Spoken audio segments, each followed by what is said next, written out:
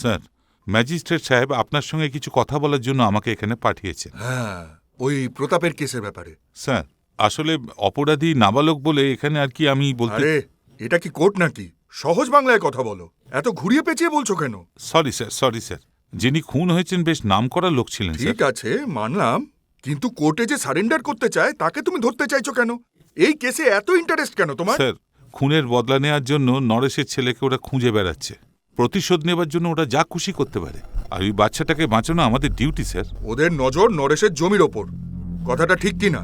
যখন চেয়েছিল আর যদি দিয়ে দিত তাহলে এই সমস্ত সমস্যা হতোই না। এই বিষয়ে কথা বলতে হলে ওদের পঞ্চায়েতে আসতে বলো। ওদের আমি পঞ্চায়েতে আসার জন্য কি করে বলতে পারি? শোনো, ওদের কাছে দুটো রাস্তাই খোলা আছে। হয় ওরা পঞ্চায়েতে এসে সবার সামনে কথা বলে এই ঝামেলাটা মিটিয়ে নেবে, না হলে নরেশের ছেলেকে খুন করতে গিয়ে ওরা নিজেরাই মারা পড়বে। এটা ওদের বলে দিও।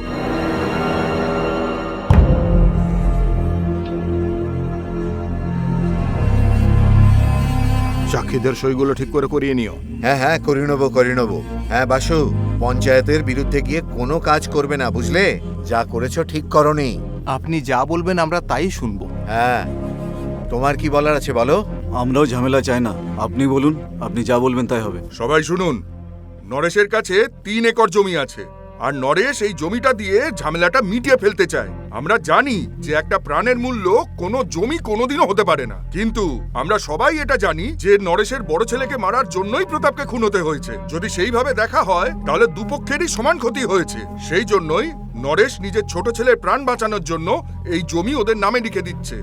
তাই এই মামলাটা এখন তুলে নেওয়া উচিত। হ্যাঁ, ঠিক বলেছেন। নরেশ মেনে নিয়েছে এই খুনটা ওর ছেলেই করেছে। সেই জন্যই তোমরা এখন চিন্টুর বিরুদ্ধে আর কোনো পদক্ষেপ নেবে না, বুঝেছো? ঠিক আছে, তবে ওর ছেলেকে পঞ্চায়েতে সবার সামনে এসে ক্ষমা চাইতে বলা হোক, সবার পা ধরে।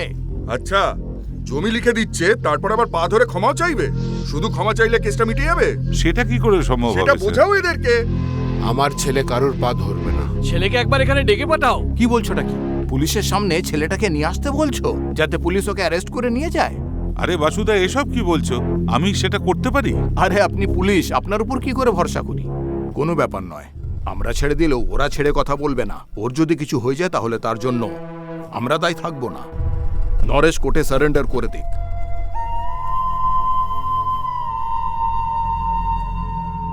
তবে এই জমিটা আমাদের নামে লেখাতে হবে না। আচ্ছা, তাই বুঝি?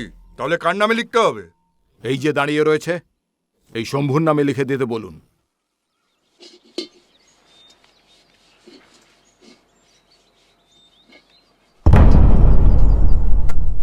চিন্টু, কোথায় যাচ্ছিস? এই একটু বাইরে যাচ্ছি। তোর বাবা বাইরে যেতে বারণ করে গেছে। এক্ষুনি চলে আসবো। তাড়াতাড়ি ফিরে আসিস।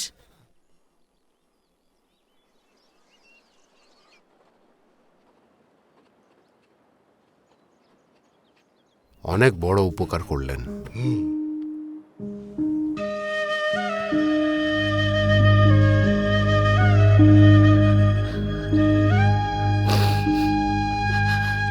কেঁদো না বৌমা, তুমি তো নিজের সন্তানের জন্য এই সমস্ত করছো।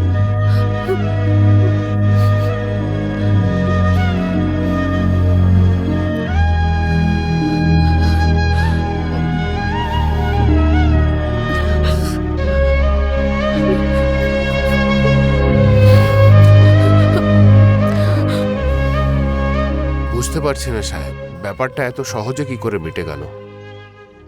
সেটা তো আমিও বুঝতে পারছি না। এটা নিয়ে একটু ভাবতে হবে আমায়।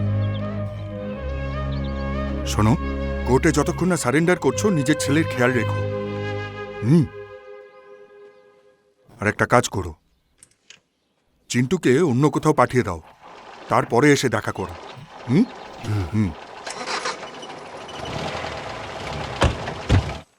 আমাদের কি যেতেই হবে? রাতটা কাটিয়ে সকালে যাওয়া যায় না? না, এখন গেলেই ভালো হয়। তুমি যাওয়ার আগে একবার ওকে বুঝিয়ে যেও, তবে ও বুঝবে। হ্যাঁ, আমি কথা বলবো। তোমার সাথে থাকলে তবেই তোমার কথা শুনবে। আর ওর নামে একটা পুজো দিয়ে দিও, যাতে বিপদ কেটে যায়। আচ্ছা, ঠিক আছে।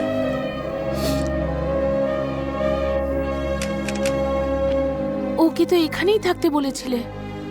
ওকে বেরোতেও বারণ করেছিলাম, কিন্তু ও কখনো কোনো কথা শোনে? ও তো এক জায়গায় বসেই থাকতে পারে না।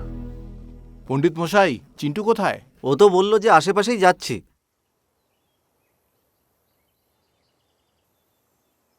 এই চিন্টু,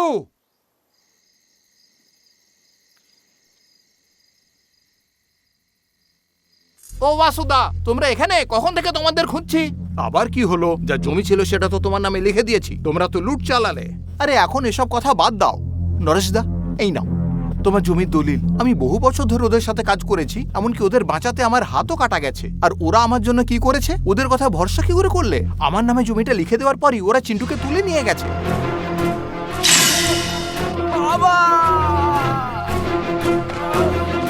তোমার ছেলে প্রতাপকে যেখানে মেরেছিল ওরা ওকে ওখানেই নিয়ে গেছে।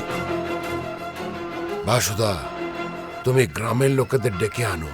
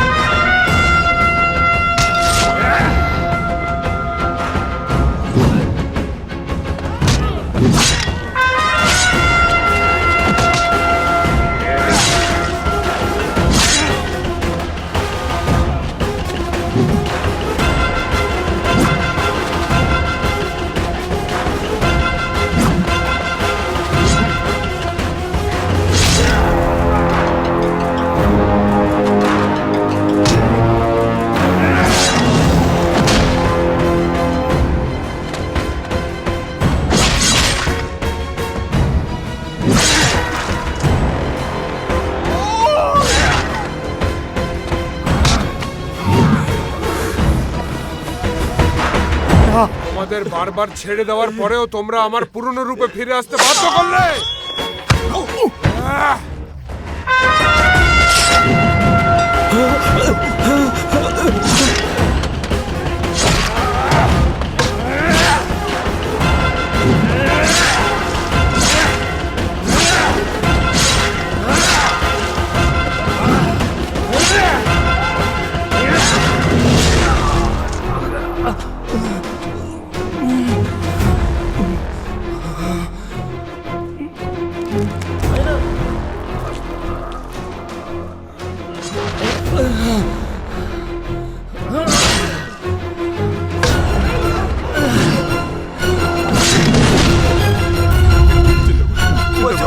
আমি আছি, তোর কিচ্ছু হবে না, চিন্তা করিস না।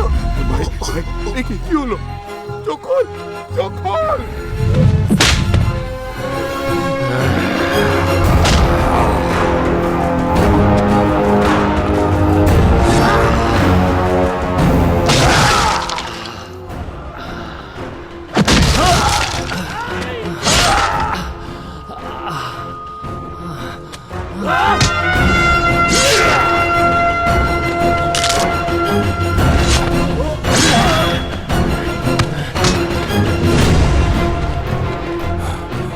চিন্টু, তুই পালা। আমি তোমাকে ছেড়ে কোথাও যাবো তুই না আমাকে বাবা। নিয়ে চিন্তা করিস না, পালা। তুমি এখান থেকে তাড়াতাড়ি চলো আমার সাথে। আমার কথা শোন, যাই এখান থেকে। আমি মরতে হলে মরবো, কিন্তু এরা দুজন যেন না বাঁচে। ইট পাটকেল দিয়ে মেরে ফেলে দুটোকে।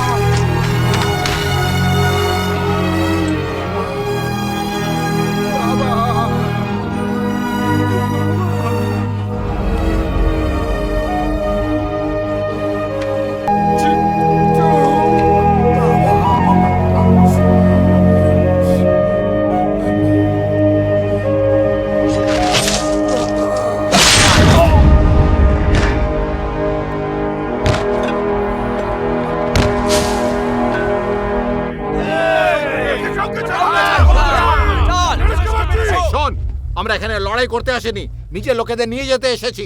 লড়াই করতে আসনি, তাহলে এই লাঠি সোটা নিয়ে এসেছো কেন? ওরা আমাদের বাচ্চা ছেলেটাকে তুলে নিয়ে এসেছে, আর আপনি কি আশা করেন যে আমরা লাঠি সোটা না এনে এখানে মিষ্টি নিয়ে আসবো, ফুলচন্দন দিয়ে ওদের পুজো করব? দেখুন, এই ঝামেলাটা দুটো পরিবারের মধ্যে। ওরা আমাদের একজনকে মেরেছে, তাই আমরা ওদের একজনকে মেরেছি, আর পঞ্চায়েতে সেটার মিটমাটো হয়ে গেছে। হ্যাঁ, আমি মানছি তোমাদের একজন মারা গেছে, কিন্তু আমরা চুপ থাকলে সবাই মারা আর পড়বো। তার জন্য দায়ীটাকে? পঞ্চায়েতের কথা তো আমরা মেনে নিয়েছি, ওরা কেন মানেনি? আমরা না এলে তো ওরা ওদের মেরেই ফেলতো, আমরা সেটা চুপচাপ বসে বসে দেখবো? চলো চলো, সামনে, সামনে, সামনে। আমি প্রথম থেকেই বলে আসছি, নিজেদের সমস্যাকে গ্রামের সমস্যা করো না, কিন্তু আমার কথা তো কখনোই মানো না। কিন্তু এখন তো মেনে নিয়েছিলাম, ওরা কেন ঝামেলা করলো? ওরা যা খুশি তাই করবে, আর আপনারা কিচ্ছু বলবেন না। আমরা তো সমাধান করতে এসেছিলাম।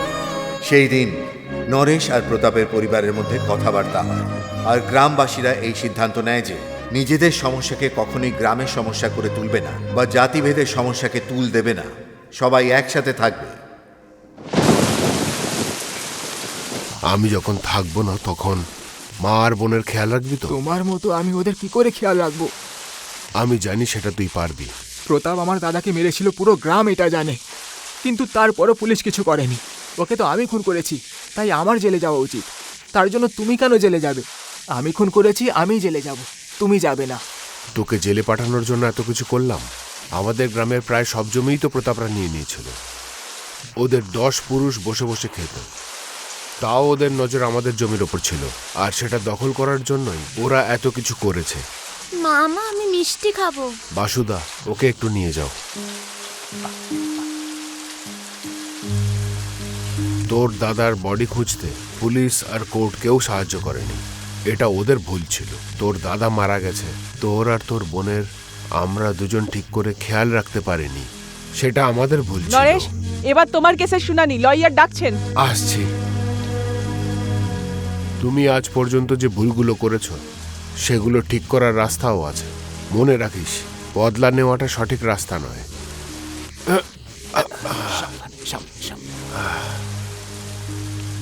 চিন্টু,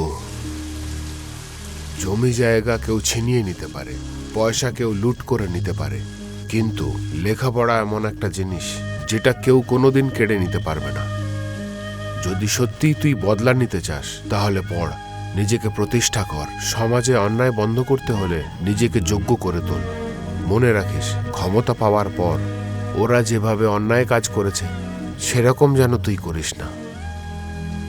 অন্যায় যে করে তার থেকে বড় যে ক্ষমা করে দেয়। আমরা একই জায়গায় জন্মেছি, একই ভাষায় কথা বলি, তাই নিজেদের মধ্যে লড়াই করে কি লাভ বল? বুঝতে পেরেছি বাবা।